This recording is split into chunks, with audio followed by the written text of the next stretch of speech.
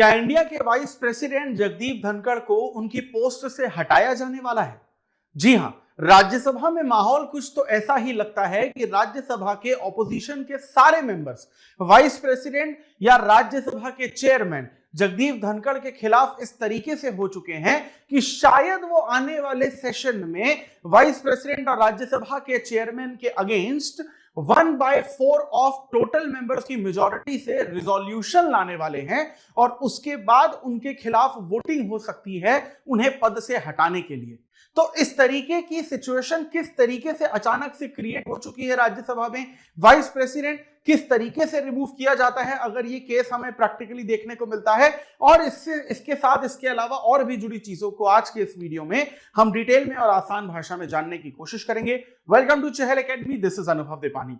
तो हाल ही में राज्यसभा में माहौल कुछ इस तरीके से बन रहा है कि यहां पर भारत के वाइस प्रेसिडेंट जगदीप धनखड़ को कॉन्स्टिट्यूशन के आर्टिकल 67 क्लॉज बी का इस्तेमाल करते हुए हटाए जाने की बात चल रही है ऑपोजिशन पार्टीज के बीच में।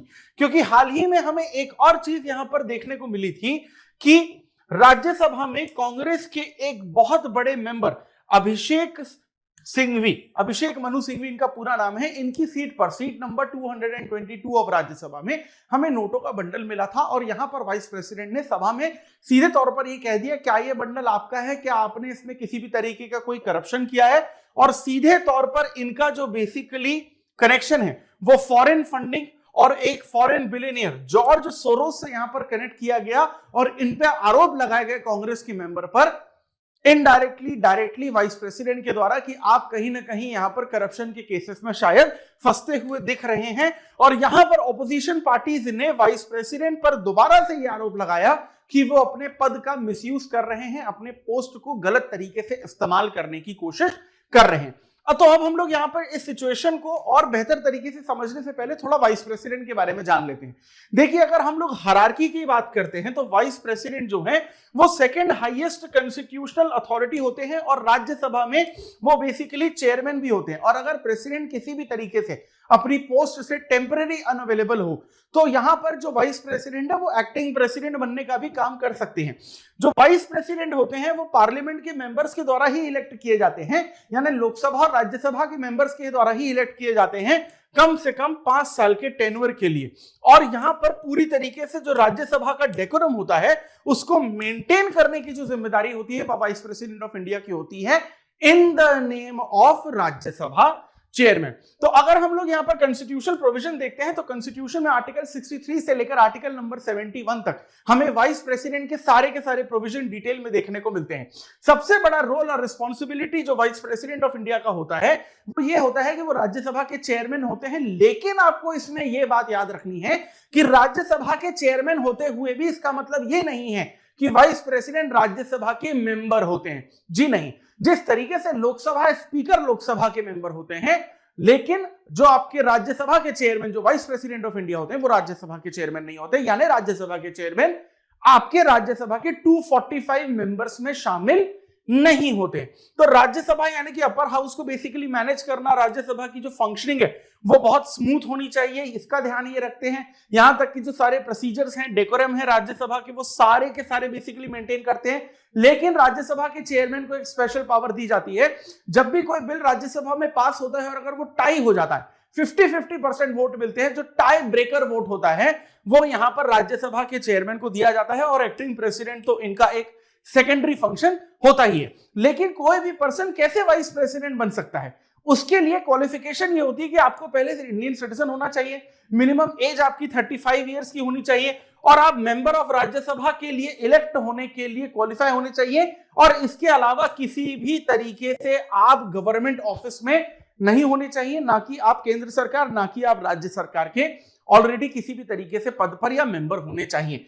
अब अगर हम लोग यहां पर इलेक्शन की बात करते हैं तो लोकसभा और राज्यसभा के जो टोटल मेंबर्स होते हैं उनके द्वारा इनका इलेक्शन किया जाता है, यानी कि आपके 543 मेंबर्स और आपके 245 मेंबर्स।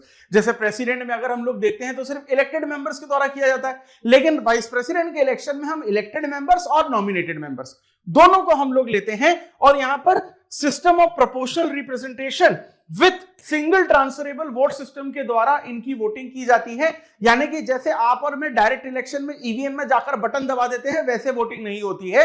यहां पर एक सीक्रेट बैलेट पेपर रखा जाता है और अगर आपके सामने 4 कैंडिडेट हैं वाइस प्रेसिडेंट के इलेक्शन के लिए तो आपको वहां पर प्रायोरिटी में नंबर 1, नंबर 2, नंबर 3, नंबर 4 डालना होता है, यानी कि जिसको आपने नंबर 1 दिया है, जिसको प्रायोरिटी पे रखा है, आपका वोट उसको जाता है। और मान लीजिए कि अगर आपका कैंडिडेट पहले ही राउंड में बाहर हो जाता है तो आपने जिसको नंबर 2 पे रखा था आपका वोट उस पर्टिकुलर कैंडिडेट को चला जाता है। और इसी तरीके से जिस कैंडिडेट को मिनिमम 50% से ज्यादा वोट मिलते हैं उसे ही हम लोग कहते हैं सिंगल ट्रांसफरेबल वोट सिस्टम। इस तरीके से हमें यहां पर ये चीज देखने को मिलती है। अब एक बार वाइस प्रेसिडेंट इलेक्ट हो जाते हैं तो जो टेन्योर होता है उनका वो 5 साल का होता है, लेकिन यहां पर जब रिमूवल की बात आती है तो वो इलेक्शन से थोड़ा अलग होता है। वाइस प्रेसिडेंट के इलेक्शन में लोकसभा और राज्यसभा को इक्वल पावर दी जाती है, लेकिन जब वाइस प्रेसिडेंट के रिमूवल की बात की जाती है तो राज्यसभा के पास पावर ज्यादा है, लोकसभा के पास पावर यहां पर कम है, क्योंकि वाइस प्रेसिडेंट राज्यसभा के चेयरमैन होते हैं, लोकसभा से उनका कोई लेना देना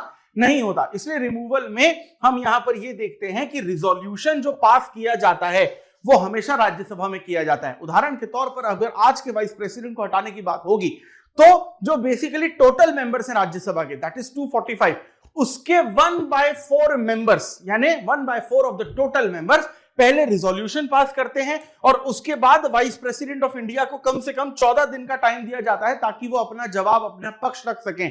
इसके बाद सबसे पहले राज्यसभा में वोटिंग होती है, यानी कि वो बेसिकली प्रेजेंट एंड वोटिंग के 2/3 से किसी भी तरीके से कम नहीं होनी चाहिए। अगर ये 2/3 प्रेजेंट एंड वोटिंग का राज्यसभा में पास हो जाता है, उसके बाद ये जो बिल है आपका रिमूवल का रिजोल्यूशन, वो लोकसभा में जाता है और वो सिंपल मेजॉरिटी से पास होता है। यानी राज्यसभा में जो रिमूवल की वोटिंग है वो ज्यादा टफ है, लोकसभा में रिमूवल की वोटिंग जो है वो इजी है। और जैसे ही ये वोटिंग दोनों हाउस में सक्सेसफुली पास हो जाती है उसके बाद प्रेसिडेंट के पास ये रिजोल्यूशन भेजा जाता है और जैसे ही प्रेसिडेंट इस पर सिग्नेचर करते हैं इमीडिएटली जो बेसिकली आपके वाइस प्रेसिडेंट हैं उनको पोस्ट से हटा दिया जाता है। तो क्या आपको लगता है कि जगदीप धनखड़ के खिलाफ जो इस तरीके का भी माहौल बना हुआ है आपकी ऑपोजिशन इंडिया ब्लॉक में, क्या यहां पर जगदीप धनखड़ का रिमूवल होगा? आपका क्या मानना है, या फिर यहां पर एक थोड़ी सी एक्सटेंडेड सिचुएशन बनाने की कोशिश की जा रही है? कमेंट सेक्शन में जरूर बताइएगा। और इसी पर्टिकुलर टॉपिक से रिलेटेड आपके सामने एक प्रीलिम्स का क्वेश्चन है, कमेंट सेक्शन में इसका जवाब भी दीजिएगा। सवाल है, consider the following statement regarding the removal of the vice president of India. Number 1, a resolution to remove the vice president must be introduced in the Lok Sabha. The resolution for removal requires 2/3 majority of the member present and voting in both of the house of the parliament. And number 3, the vice president can only be removed for the violation of constitution. इसमें से कौन सा statement सही है? Only 1, 2 and 3, only 2 और none of the above? Comment section में इसका जवाब दीजिएगा। और इसी तरीके के इंपॉर्टेंट टॉपिक्स को डिटेल में समझने के लिए चहल एकेडमी के YouTube चैनल को सब्सक्राइब करिए और इसी तरीके के कंटेंट को कंज्यूम करने के लिए जो आपके यूपीएससी सिविल सर्विसेज एग्जामिनेशन की प्रिपरेशन को और आसान बनाएगा, उसके लिए हमारे साथ जुड़े रहिए और इस वीडियो को ज्यादा से ज्यादा लाइक और शेयर करिए। This is Anubhav Depani signing off. I will see you in the next video. Thank you very much.